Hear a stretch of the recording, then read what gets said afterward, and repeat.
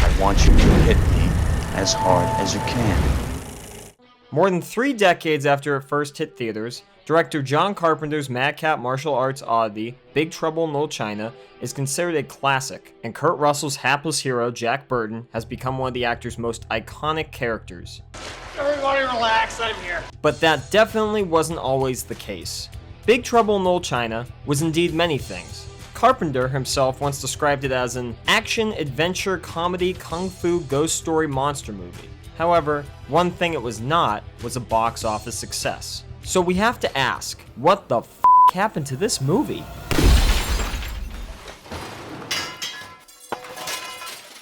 In the early 1980s, fledgling screenwriters Gary Goldman and David Z. Weinstein were inspired by Asian mystical martial arts movies such as the early work of Chinese filmmaker Choi Huk, and were intrigued by the real-life Tong Wars that occurred in San Francisco's Chinatown during the end of the 19th century. The result of these influences was a screenplay called Lotus, a supernatural western set in the late 1800s. The story followed a buffalo hunter named Wiley Prescott, who helps a Chinese railroad worker named Sung save his fiancée, Lotus, from the clutches of an evil sorcerer named Lo Pan. Along the way, Wiley searches for his stolen horse and falls for a woman who rescues Chinese woman from forced prostitution. The writing team's agent thought the screenplay would interest the studios, but requested a title change. After tossing around possible names like Chinatown Gun, they decided on Big Trouble in Little China. The renamed script languished until the box office success of Romancing the Stone ignited the market for adventure stories, and the screenplay landed in the hands of 20th Century Fox Studios' then-president Larry Gordon. Although Hollywood westerns were on a downward trend in the wake of director Michael Cimino's notorious 1980 flop,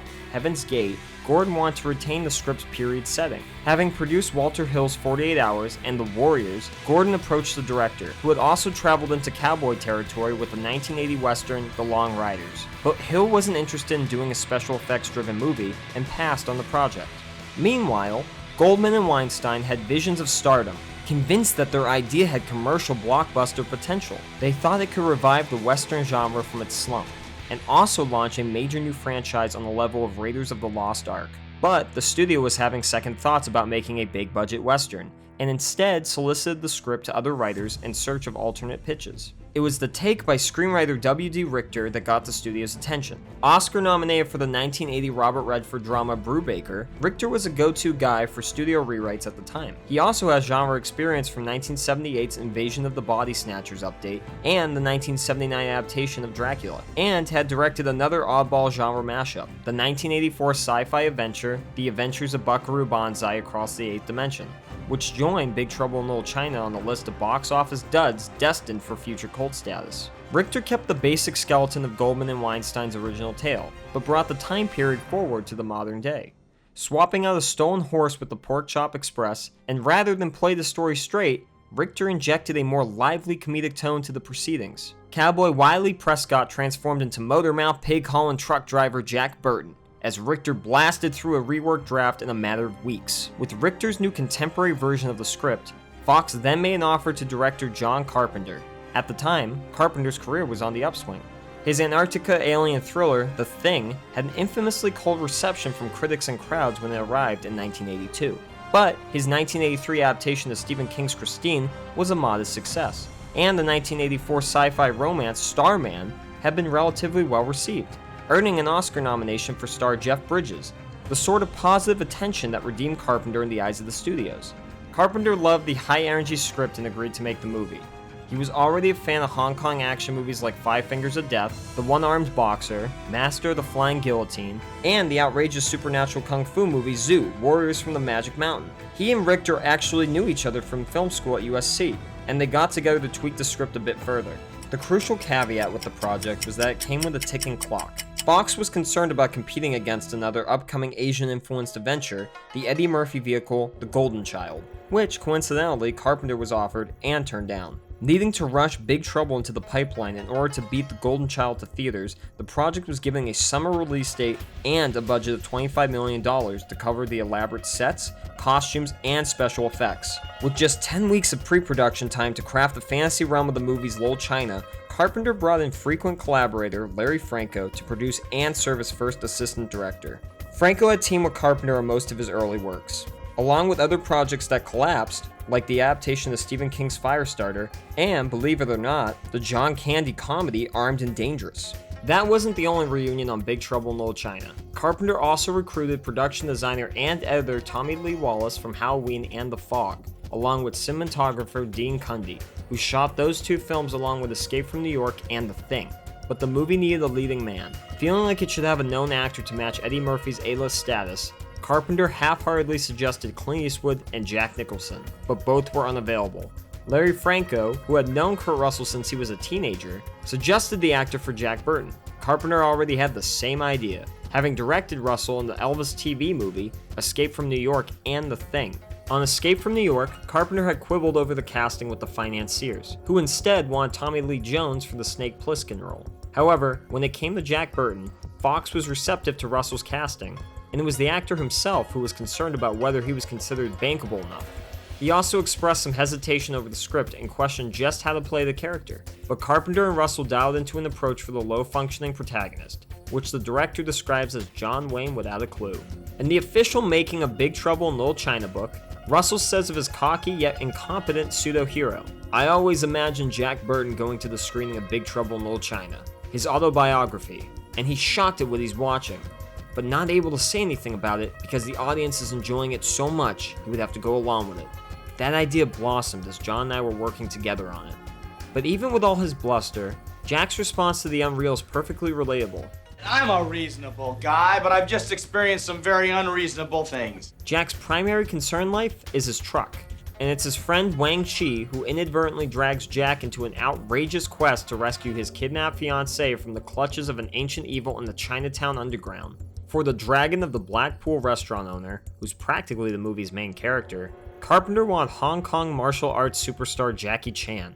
The studio was initially reluctant, with concerns about Chan's English-speaking ability. Do you understand the words that are coming out of my mouth?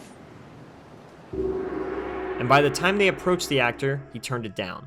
Carpenter then cast Dennis Dun, a Chinese-American theater actor who had recently made his big screen debut in Michael Cimino's Year of the Dragon. Although Dunn had some martial arts experience in Tiger Crane and Taekwondo, he worked diligently with the stunt choreographers to further hone his abilities, particularly sword work. For Chinatown lawyer and criminal rights activist Gracie Law, Carpenter chose theatrically trained actor Kim Cattrall, who at the time was mainly known from Hollywood comedies Police Academy and Porky's.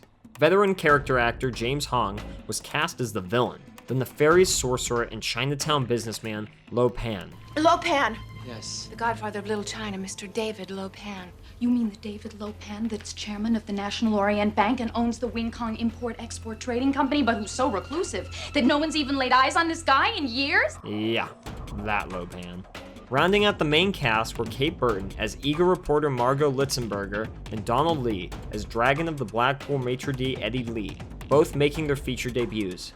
Model Susie Pai was cast as Wang's green-eyed significant other, Mao Ying, while Victor Wong played cantankerous Chinatown tour guide and wizard Egg Shen, who supplied arcane proverbs and a six-demon bag.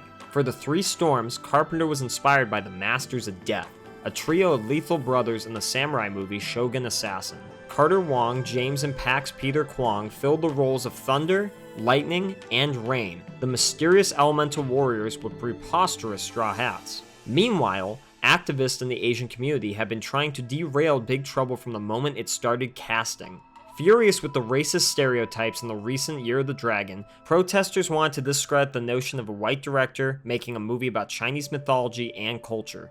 This frustrated Carpenter, who had gone to great lengths to be inclusive, making a high-profile Hollywood summer release popular with only 3 white actors among a small army of Asian performers. San Francisco's Chinatown and its secret subterranean world were created on the Fox backlot with incredible sets by prolific production designer John Lloyd, who had worked with Carpenter on The Thing.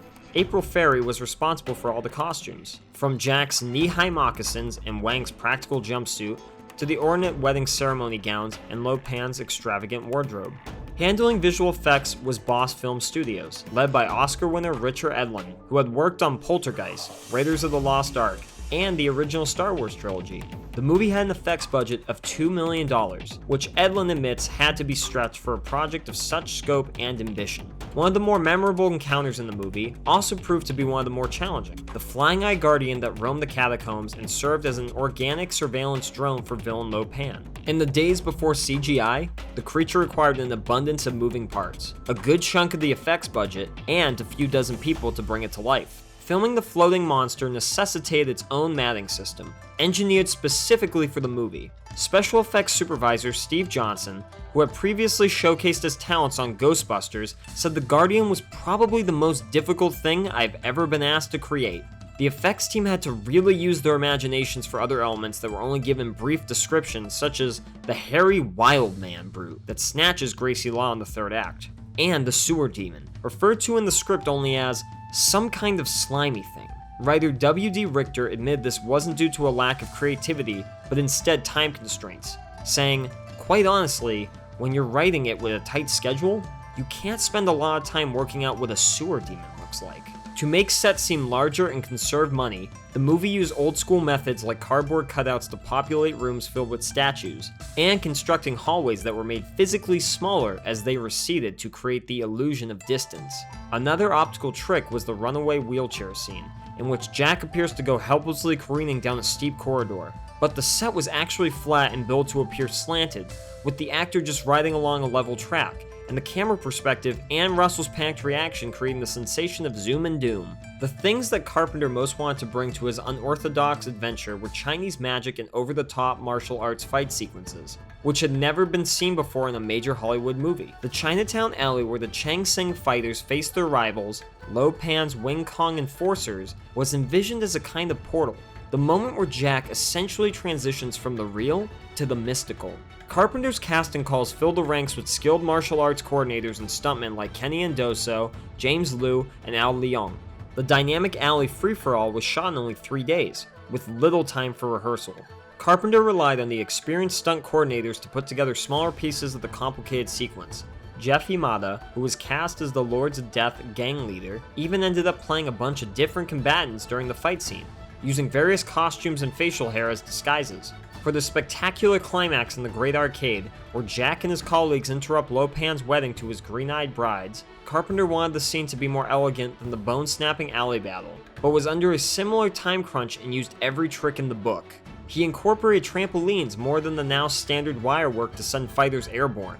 The Chinese hand magic battle between Egg Shen and Lo Pan was largely improvised and then polished with effects by Boss Film. An inverted set and crafty editing helped achieve Wang's mad dash around the arc. Jack, of course, spent most of the fight on the floor.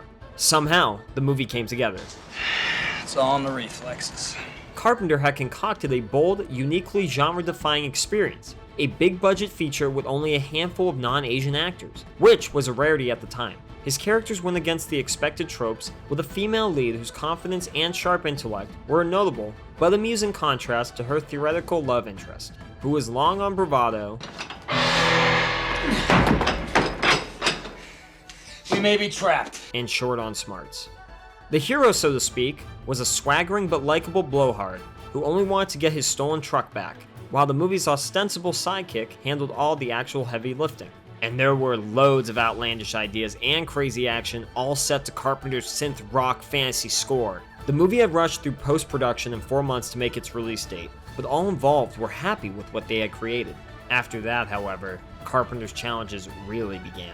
According to producer Larry Franco, during one of the studio screenings, an unnamed executive stepped out early and returned later, only to then supply a long list of notes detailing what he believed were problems with the film. Except all of the concerns occurred during the span of the movie that the executive missed. Another demand from the studio was for Carpenter to cut out everything funny, and after that edit of the movie tested poorly with preview audiences, they asked him to put it all back in. Put simply, the studio wanted Indiana Jones, and that's not what Carpenter gave them. Instead, they got something more like an adult short round, who's joined by Indy's bumbling distant cousin Jack.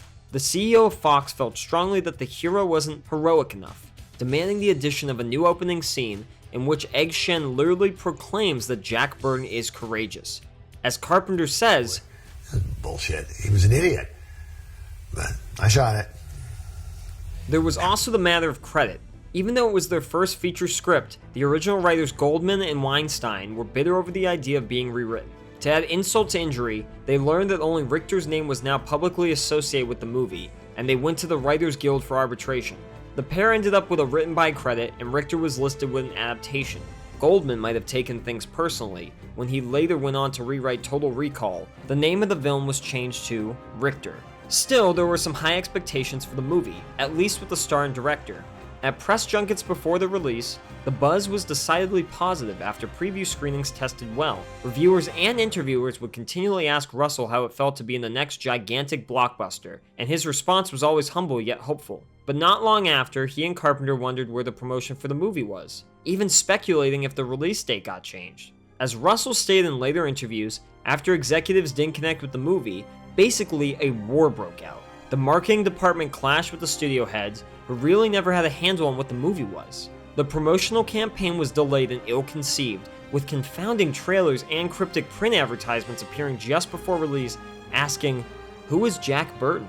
For moviegoers, nobody knew, and nobody seemed interested in finding out.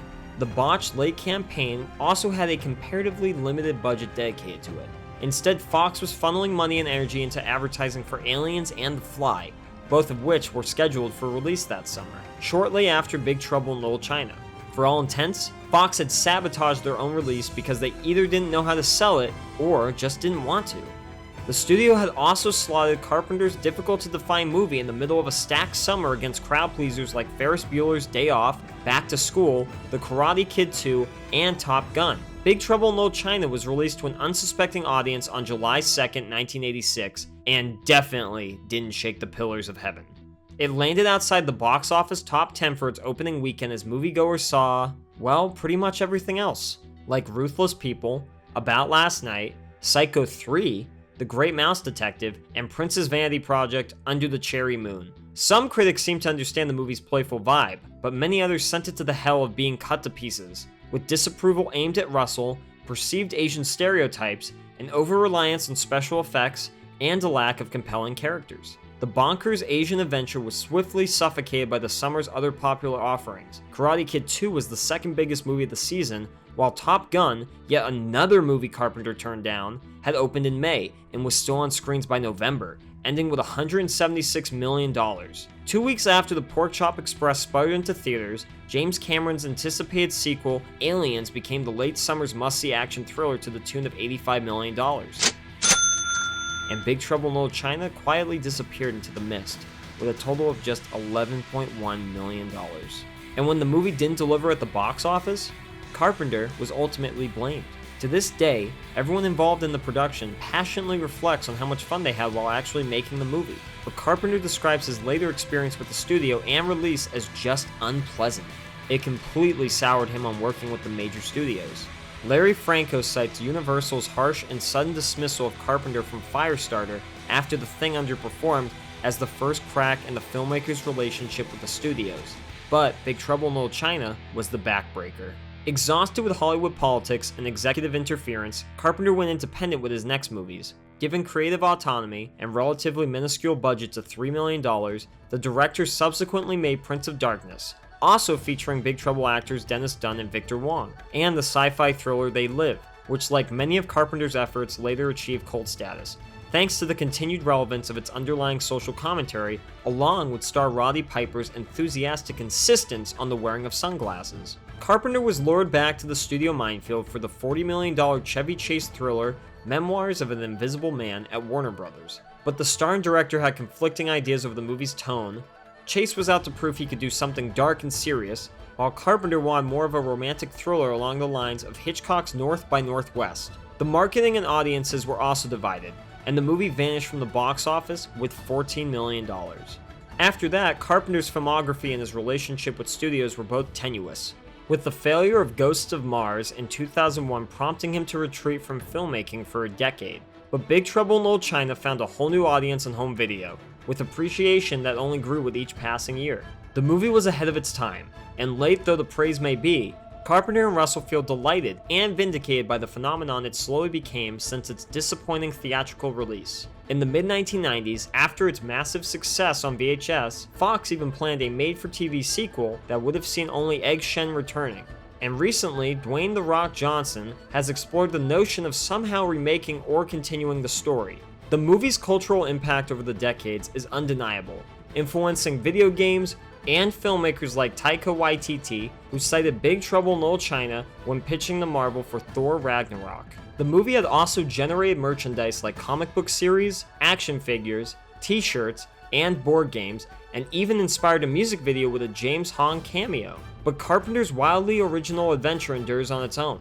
That resilient legacy doesn't seem like it should have ever been in question with a character like Jack Burton, who remains self-assured even when smeared with lipstick or knocking himself unconscious. Or, as he put it, Just remember what old Jack Burton does when the earth quakes and the poison arrows fall from the sky and the pillars of heaven shake. Yeah, Jack Burton just looks that big old storm right square in the eye and he says, "Give me your best shot, pal. I can take it."